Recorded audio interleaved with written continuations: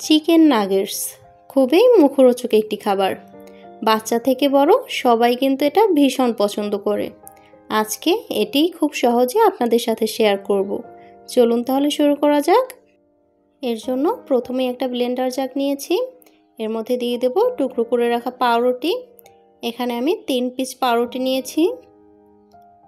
আর দিব chicken breast piece. এখানে 500 গ্রামের মতো চিকেন আছে, টুকরো করে কেটে নিয়েছি, ওগুলো এখানে দিয়ে দিলাম। এই পর্যায়ে এখানে দেব কালো গোলমরিচের গুঁড়ো 2 চা চামচ,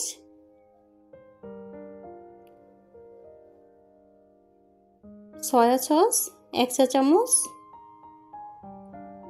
বাটার 1 চা চামচ, লবণ পরিমাণ মতো, রসুন বাটা আদা বাটা 1/2 চা চামচ। এবার সবগুলো উপকরণ ভালো করে ব্লেন্ড করে নিতে হবে একসাথে। এই যে ব্লেন্ড করা হয়ে গেছে, এরকম হয়েছে কিন্তু ব্লেন্ড করার পরে। এখন একটা কাঠের বোর্ড নিয়ে নিলাম, উপর থেকে একটু তেল দিয়ে দিলাম। এবার ব্লেন্ড করা চিকেনটা এখানে দিয়ে দেব।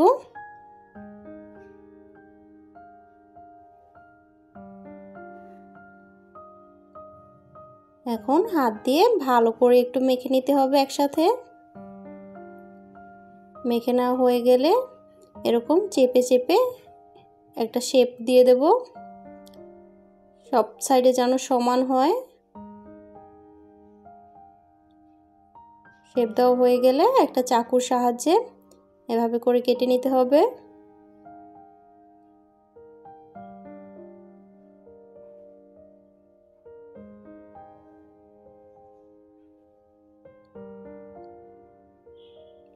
এই যে কেটে নেওয়া হয়ে গেছে। এটা কিন্তু 1/2 ইঞ্চির মতো পুরো রেখেছি আমি। এবার নাগেটসগুলো বানিয়ে নেব। এখানে নিয়েছি ময়দা, ব্রেড ক্রাম্বস আর একটা ডিম নিয়েছি ফেটিয়ে। এবার চিকেনটাকে প্রথমে ময়দায় কোট করব, এরপরে ডিমে ভিজিয়ে তারপরে আবার ব্রেড ক্রামে কোট করে নেব।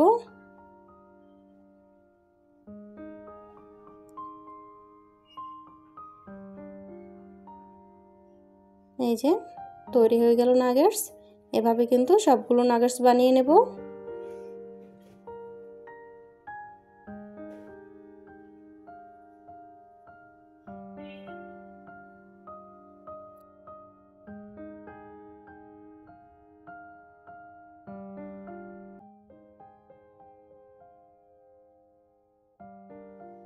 এই যে আমার সবগুলো নাগেটস বানানো হয়ে গেছে। এবার এগুলোকে ভেজে নিতে হবে।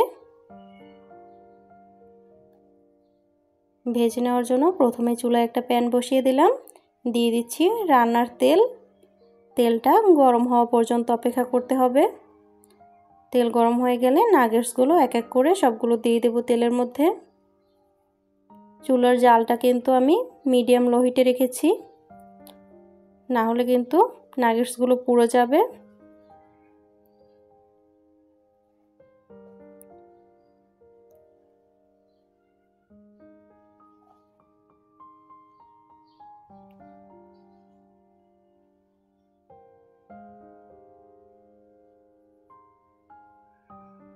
একটা সাইড ভাজা হয়ে গেলে এরপরে উল্টে পাল্টে নিতে হবে।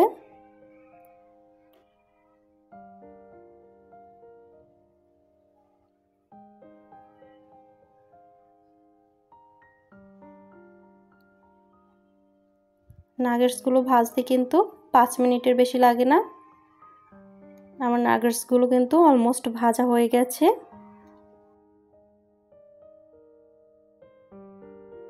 এ পর্যায়ে নাগেটসগুলোকে তুলে নেব।